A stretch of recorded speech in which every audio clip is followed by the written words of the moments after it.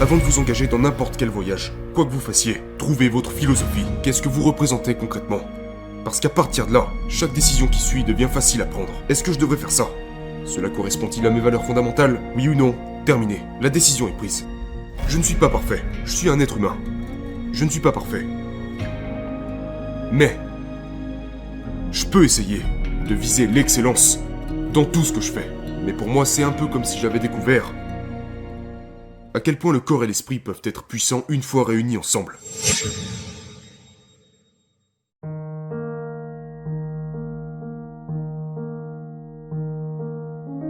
Je pense que le concept ou l'idée d'un défi comme celui-ci semble tellement excitant. Et une fois encore, vous n'avez aucune idée de... Pourquoi c'est tellement excitant? Ce n'est pas excitant pour moi, ça semble ridicule. Pour moi, c'est faire quelque chose que personne d'autre n'a fait auparavant, et essayer de le faire à un niveau si élevé que personne ne pourra le nier. Donc, ça va si on parle de ce qui m'a poussé à faire les 100 Ironman? S'il vous plaît. Ok, donc, je suis venu à ce show après avoir complété les 50 Ironman en 50 jours consécutifs, à travers 50 états différents. On était une famille très très jeune. On a 5 enfants. J'ai une femme incroyable, et...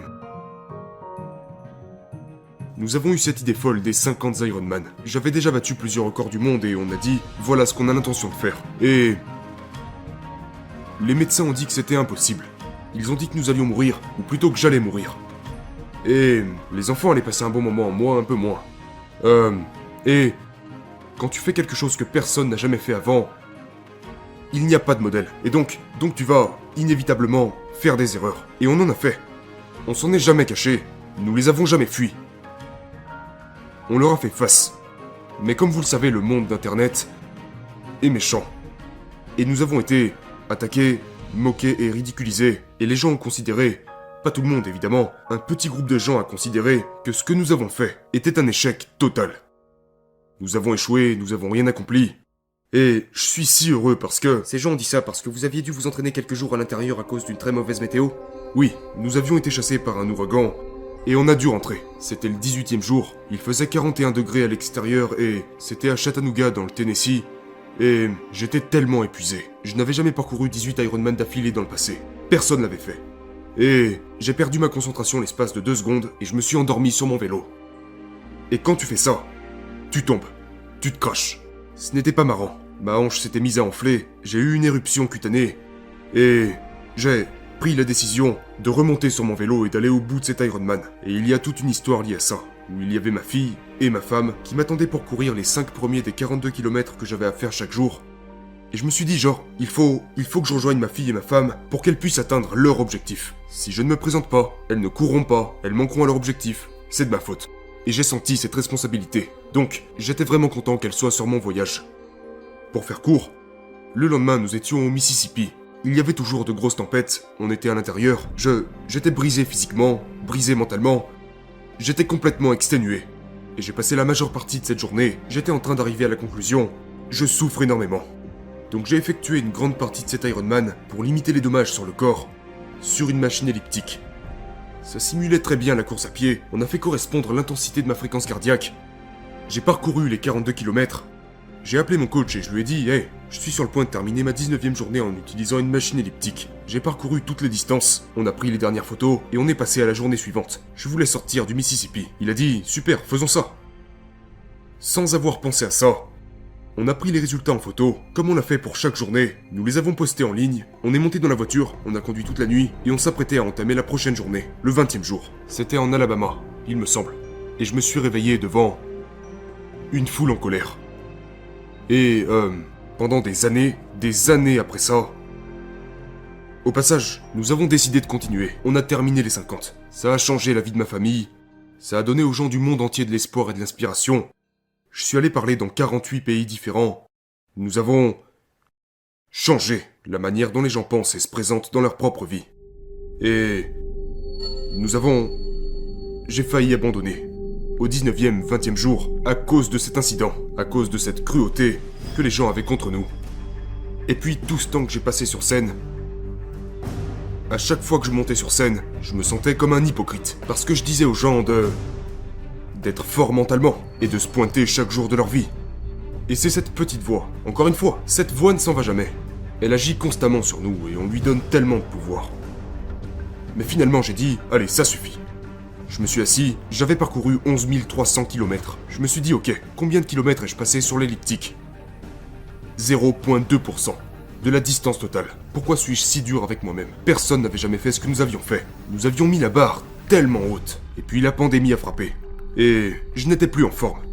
J'avais voyagé 9 mois par an. J'étais sur scène, je coachais, je parlais et j'aidais les gens à se surpasser et à réaliser leurs rêves. Parce que j'avais réalisé le mien. J'avais déjà ma maison de rêve. J'avais ma famille, j'avais la stabilité, j'avais tout ce que j'avais toujours voulu. Et j'ai construit tout ça. Et la pandémie est arrivée et du jour au lendemain, littéralement du jour au lendemain, les conférences se sont arrêtées, le coaching s'est arrêté, les cours se sont arrêtés, et je ne le savais pas à l'époque, mais il s'en est suivi une année complète. Sans travail. Je n'avais plus de revenus, mais j'ai pu me concentrer sur moi. J'ai pu passer beaucoup de temps avec ma famille, et tout le monde a vécu la crise sanitaire d'une manière différente. Mais personnellement, c'était une bénédiction. C'était pour moi l'opportunité de réaliser, il en reste encore un. Donc j'ai commencé à penser, je me suis dit, ok. Je ne suis pas parfait, je suis un être humain. Je ne suis pas parfait.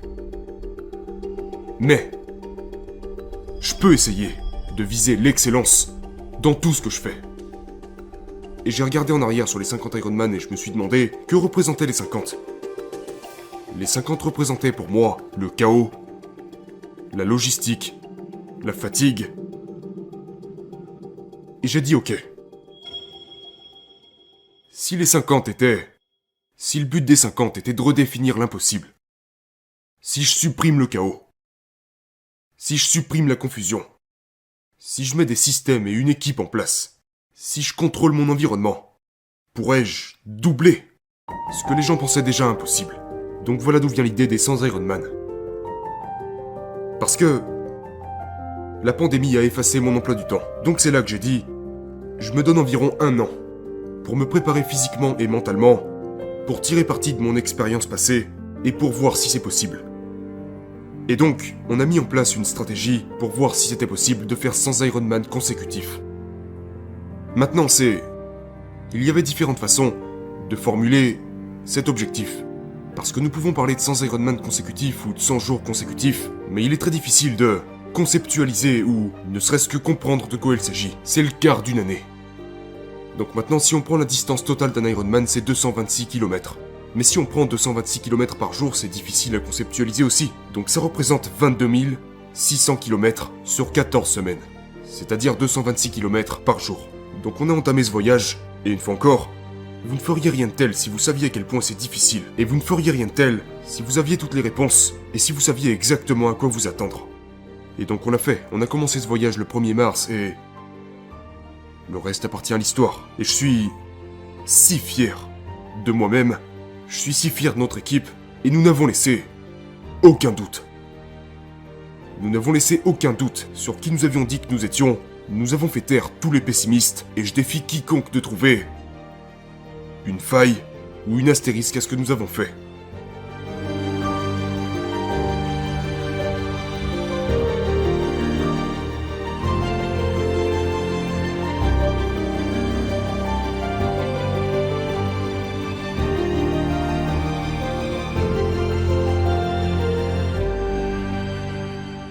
Avant de vous engager dans n'importe quel voyage, quoi que vous fassiez, trouvez votre philosophie. Qu'est-ce que vous représentez concrètement?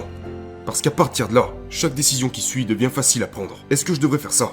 Cela correspond-il à mes valeurs fondamentales? Oui ou non? Terminé. La décision est prise. Et si les 50 représentaient le chaos, l'épuisement et la logistique, les 100 représentaient blessures, douleur et longévité.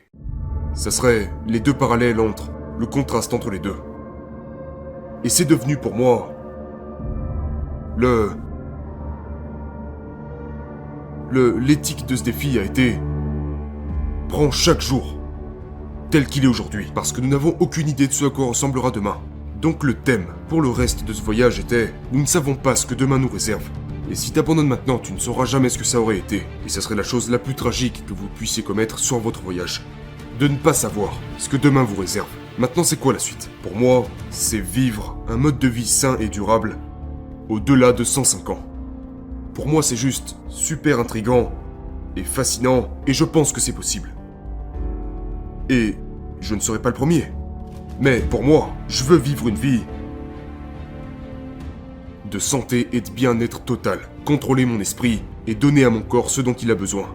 Parce que j'ai appris au plus haut niveau, genre, nous sommes tellement puissants, le corps et l'esprit, mais vous ne pouvez pas abuser de ce que vous avez, et vous devez le faire. Si vous avez pu apprendre quelque chose sur la pandémie, c'est bien de prendre soin de vous-même pour combattre et battre votre environnement, parce que nous sommes dans une guerre constante avec les éléments qui nous entourent. Et je suis fasciné, surtout après avoir vécu ce que j'ai vécu en traversant les 100 Ironman et les traumatismes que j'ai subis intentionnellement.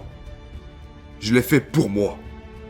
Et je ne me compare pas à qui que ce soit d'autre qui ait traversé tout autre type de traumatisme, mais pour moi c'est un peu comme si j'avais découvert à quel point le corps et l'esprit peuvent être puissants une fois réunis ensemble. À quel point l'esprit peut permettre au corps d'aller loin. Et maintenant ce que je veux, c'est reprendre ça dans ce voyage consistant à découvrir à quel point un être humain peut être puissant, et combien de temps il peut vivre, tout en maintenant des hauts standards de vie. Pour moi, la chose qui m'a le plus aidé, c'est... je dois sortir et faire quelque chose. Je peux pas rester à la maison et me concentrer.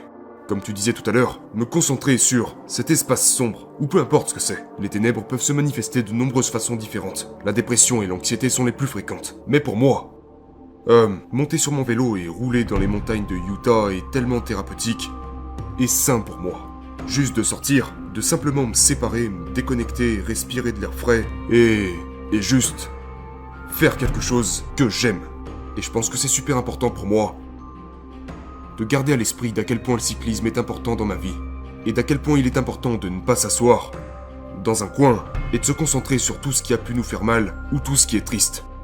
Il faut sortir et déplacer cette énergie, parce que comme je l'ai dit au début, l'émotion engendre l'émotion, et ceci est une pièce super importante de mon puzzle.